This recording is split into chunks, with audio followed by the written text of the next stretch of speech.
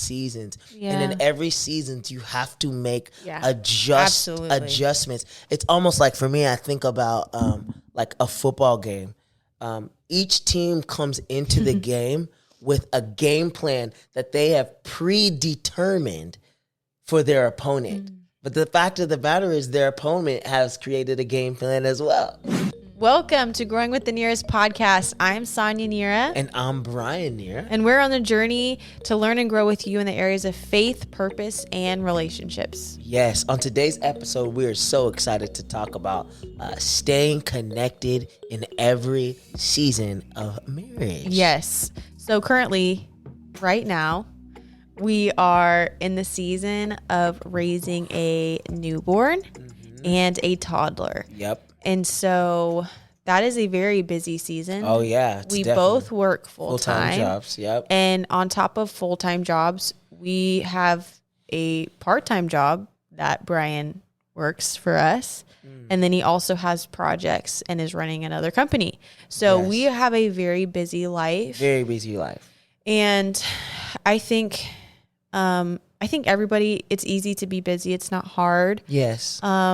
But in general, like if you could just say generally, if I could say generally how to stay connected in every season, the first thing I would want to say is if you don't plan, you plan to fail. Wow. That's a great seat. That's a great point. And, you know, Brian and I both have jobs where right now in the positions that we're in, we are formulating systems in, you know, the areas of our departments. Yeah. And like, I think people are heavily relying on us to create those systems. Yeah. So that our departments can thrive. Yeah. And I remember the Lord told me a few days ago, he said, because I've been feeling really overwhelmed about working full time. Yeah. And not staying home with my boys. Yes. That's been something that's really been hard for me. And one of the reasons why it's hard for me is because I'm like drowning in laundry and dishes and cleaning. Yeah. And you just don't feel peaceful. No. You don't feel peaceful when those things aren't done, but it's like I'm working full time and it's just hard. It's just not easy. And so one of the things the Lord told me is, Sonia, you guys are working so hard to build these systems. Yes. So things can run, efficiently and appropriately in your departments. Why don't you have systems at home? Yeah. That's really good. You know, like you and Brian need to sit down and you need to create systems. Like every Monday we do this and we do not stray. Like every Monday we do this. Yeah. Every Tuesday we do this. You know, every Wednesday, like we live in a season, we have to be regimented like that. Yes, that's exactly right. And so for me, like, and the reason why is because it fosters connection for us. Yeah, because if the laundry is overflowing, the dishes aren't done, I'm not able to cook decent meals because I can't go to the grocery store with a toddler and a baby, you know, once a month. Yeah. You know, since I went to work, I literally wasn't able to go to the grocery store in like 2.5 weeks. Yes. And so, you know, if we don't take care of those things, then connection between us isn't going to thrive. It struggles, exactly. And if our home's not taken care of, then we won't feel comfortable enough to leave our boys and just go have a date night. Yes. You know, like there's things that need to be taken care of so that we can have intimacy and connection. In this season, I feel like I can't be connected to you when those things aren't done. And it sounds silly, but it's just true. Yeah, and so 100%. Systems, like planning, we have to have systems so that we can stay connected. And you know, okay, so I'm going to play devil's advocate just a little bit because I think that it's important also to realize that even in that, like, in the fact that like those things like really foster connections, but there's also a level where like we have to understanding the season that you're in. Yeah, because life I agree. does happen in seasons, and so we have to be able to shift, adjust, and be flexible within the seasons. And that's one of the conversations that we have a lot is like, okay, so what are our expectations in this season? And then once we have our expectations, then we look at what's reality for like us. what's realistic. Yeah, what's realistic? Like, is our house going to be spotless in the season? No. But what we can do is, like we set our timer at 6 and we all clean for 15 minutes. And what's clean is clean and what's not clean is okay. 100%. And so like, I think a lot of people, like, what happens in marriage is a lot of times they'll almost make those things idols to where they're not able, because this is the thing. God commands connection. Yeah. God commands that we be connected. Yeah. And so even if those things aren't perfect, he still commands that we be be connected. Yeah. And so I think that it's so important that you do all of everything, all of what we're saying. Yes, create the systems and everything that are necessary for you to be able to thrive in the different seasons of life that you're in and foster connections. And also don't be so married to the things you feel like you need to feel comfortable and to feel connected to the point where you begin to shun your spouse. Yeah, and you begin to make them, or almost make them pay for the fact that you don't feel comfortable. And like this is a conversation that Sonia and I have all the time, because this is the fact of the matter is this: we have to get good at doing both.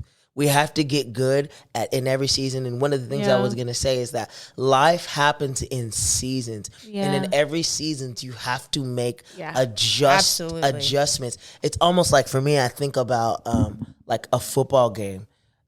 Each team comes into the game with a game plan that they have predetermined for their opponent. But the fact of the matter is their opponent has created a game plan as well. Mm-hmm. And so what happens is the reason for halftime is so that you can literally go back into the locker room and talk about the parts of your plan that did not work, so that you can go back out and you can continue to play the game with a new game plan. So like for us, let's use us as an example. Like in January, we sat down and we created the most beautiful plan. Like it was amazing. Do you agree? In January? Yeah. Oh, yes. January. Yep. Yeah, she had to think for a second. Huh? Yeah. Deprivation pain. It's okay. Yeah. And just kidding. True. Just kidding. Facts. But so in January, we got together and we created, because we were both stepping into new full-time positions and we have to be regimented with our time. We have to be very intentional about our connection, about our time with our son, and then about all the work that we are embarking on. And so we were pregnant at the time. Mm-hmm. So for 4 months, like our schedule was beautiful. Like we loved it. We were executing on all levels. We were feeling so connected. We were feeling so connected. Yeah. And then we had our baby, right? And in the following weeks, probably the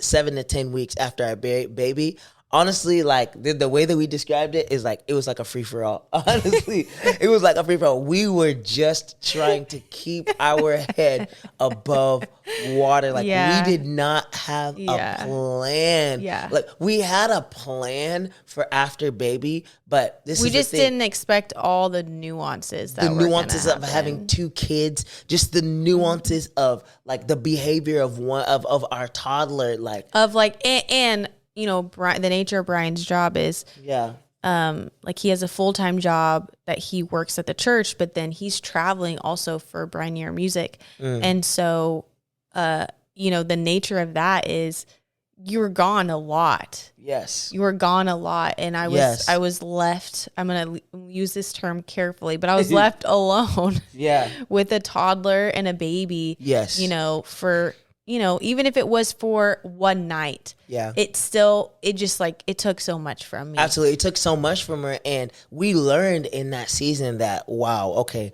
we have to do better at, number 1, communicating, and number 2, understanding when there's a seasonal change and where we have to come together and we have to powwow and be like, okay, so what worked in last season won't work in this season. Yeah, and so in good. order for us to stay connected, we're going to have to come together and we're going to have to create a new game plan that allows both of us to have our expectations realized, and that will ultimately foster an environment where we can all thrive and feel connected. And so like one of the things that we did was like, we took a couple hours one day to get together and to essentially re-game plan and come back and like, what is our values? What are the things that we are in desperate need of in this season? What are the things that need to go? Yeah. What are the things that need to stay? What are the things that need to stay? And basically making decisions from our values. You know, I was thinking back to the like football like metaphor, analogy, if you will, analogy. I think the opponent, like our opponent is the season of life that we're up against, right? Yeah. So right now for us, it's like working full time, navigating 2 kids, 100%, having, 100%. 2 under 2. That's really good. Yeah. And how do you have victory and get a W, get a dub against your opponent? You've got to like see the film. What do? They see the film of their opponent. Yeah. Right? Beforehand. But this is the reality. It's like, you've got to reach out to people who fought this opponent before. Wow. We got to reach out to mentors. That's right. We have to reach out to parents that have navigated 2 under 2. Yeah. We have to reach out to families where the mom and the dad are working full time. Yes. So that we can fight this thing as a team in with wisdom, not like, just going out here willy-nilly, just trying our best, which is fine. That's okay. But Brian and I really value wisdom. And that comes from people who have already gone through it before. Yeah. And so I'm just so grateful. Like, I'm so grateful that the Lord in every season has placed people who have won against the same opponent that we're currently facing. Yeah. Agreed. And they know the strategies that we're up against. Yes. It's like, I love this analogy. We could go into so deep, but I just think, if you're going to stay connected in each season, then you need to connect with people who have already gone through this season. That's really good. So I think, as we kind of bring this podcast to an end, if there's a couple practicals for all of you parents, all of you who will be parents to take away from this, like number one, this is the thing, is that, it's seasonal. Like, life happens in season. Marriage happens in seasons. So each season that you go into, I think it's so important to have what I call a seasonal reset, where you go back to the drawing board. You examine what y'all need a halftime. Yep. What can work and what does not work.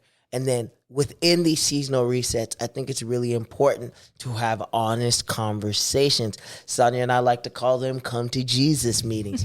And every now and then we do have come to Jesus meetings where, we air grievances. Yeah. We talk about things that unrealized expectations, where we are transparent with our hurts. We're transparent with the things that we feel were good, that worked in the season. And so I feel like those are like that's a great takeaway. Have a seasonal reset. Have an honest conversation. Yeah. And I think when you do that from season to season, it allows you to stay connected. Yeah, it allows absolutely. you to stay. And, obviously there's the spiritual aspect as well. Staying in prayer together. That's so important to staying connected through the seasons. Reading the word of God together. Having times where you guys are in the spirit together. Yeah. It is so important. I think it's really important that you do have frequent come to Jesus meetings of like, how are you doing? Yeah. We just concluded quarter 2. Like, how was that? Yeah. How well did we play together? Yeah. Were we in unity?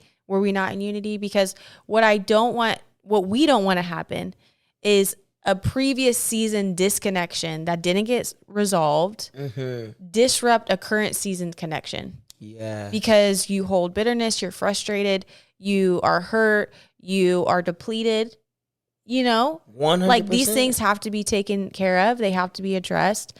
And so I think, healing, forgiveness, all of those things are really important to staying connected with your spouse. 100% agree. Thank you all so much for joining us here on the Growing with the Nhiras podcast. Hey, we always want to remind you that the reason why we're here is because we are on a journey to learn and grow with you in the areas of faith, purpose, and relationships. So thank you. If you like this podcast and you're watching on YouTube, make sure you subscribe and comment on this video. If you're listening on Apple Podcasts or Spotify or any other listening platform, make sure that you give us a rate, that you rate us, you comment, so that more people can get access to this podcast. We love you all so much, and we will see you next week on the Growing with the Nhiras podcast.